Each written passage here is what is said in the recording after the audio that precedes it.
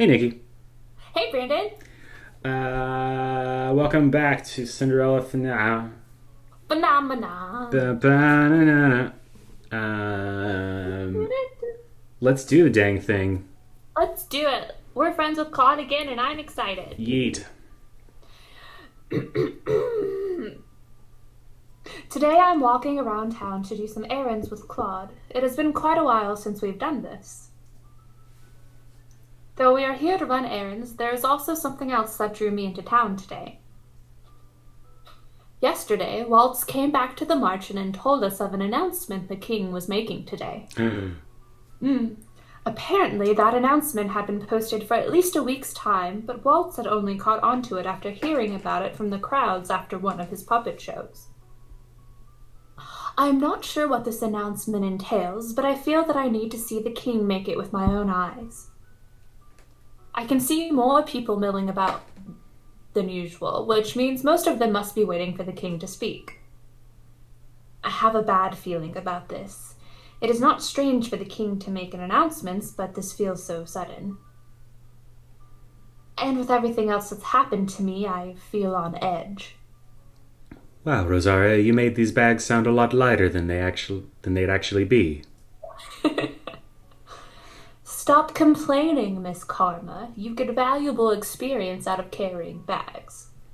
Seeing Claude complain is amusing, especially since I know he can handle the load. I feel like a servant. What does that make me when you made me carry all those bags before?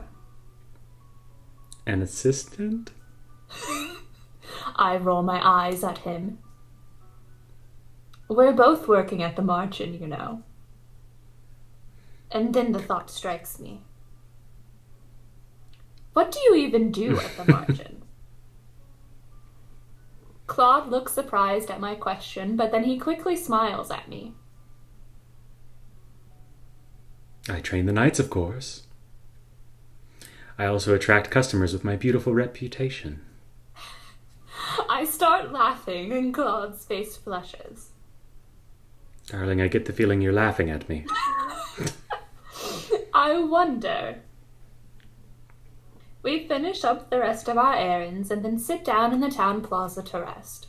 Claude leaves briefly and then returns with a slice of cake for both of us to share as a snack. I have a lot of things I want to ask him, and now feels like the right time to do so. May I ask you a question? No. Oh, of course, darling, anything. Do you enjoy dressing like a woman? I don't mind it, really. I appreciate the beauty in anything. You girls get to wear quite an assortment of lovely dresses and makeup. It's quite beautiful. I feel more comfortable in my own clothes, but I don't mind dresses. I guess if you've had to wear a dress for so long, you'd get used to it. I have another question. And what would that be? When I was in your room the other day, you spoke about a woman. Were you talking about the witch who cursed you? Oh no, the woman I was talking about. He suddenly goes silent and lowers his head. His expression fades into something more melancholy, and I feel my heart lurch. Maybe I shouldn't have brought it up. To my surprise, Claude continues talking. Shortly after I came to Angel, there was a woman that I met whose smile was as radiant as sunshine. She was beautiful, and when she laughed, everything felt right about the world. Hearing him talk about her makes me uncomfortable. Am I jealous? Claude watches me quietly, as if he is measuring my expression. Eventually, he goes back to speaking. I knew her for many months. Time passed, and I thought we were truly in love. And then He goes silent for a few moments, his eyes distant, his expression pained. Well, some things happened, and I realized she only loved me because of my curse. She was drawn to me just as any other woman is. She seemed so genuine in comparison to the other women, but in the end... Claude trails off and lets out an exasperated sigh.